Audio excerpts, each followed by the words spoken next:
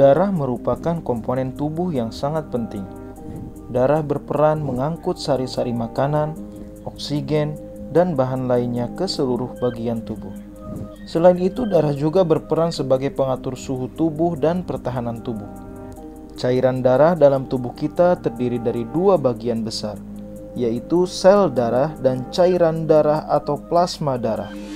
Sel darah terdiri dari sel darah merah, eritrosit, sel darah putih, leukosit, dan keping darah atau trombosit.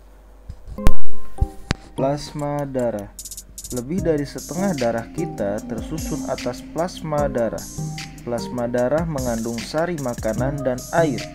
Air merupakan bagian terbesar yang menyusun plasma darah.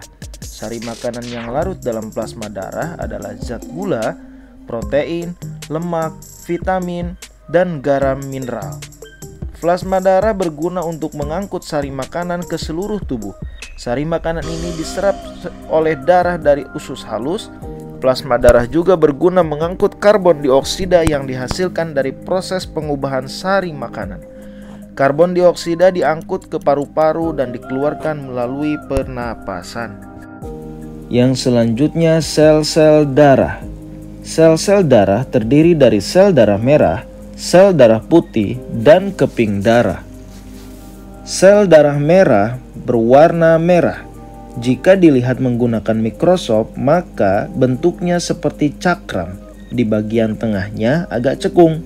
Sel-sel darah merah terbuat dari zat yang disebut sumsum. Sumsum banyak terdapat di dalam tulang-tulang manusia. Apabila sel-sel darah merah mati, maka sumsum akan menggantikannya. Sumsum menghasilkan 2 juta sel darah merah setiap detik.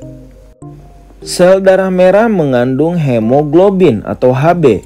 Hemoglobin membuat darah berwarna menjadi merah.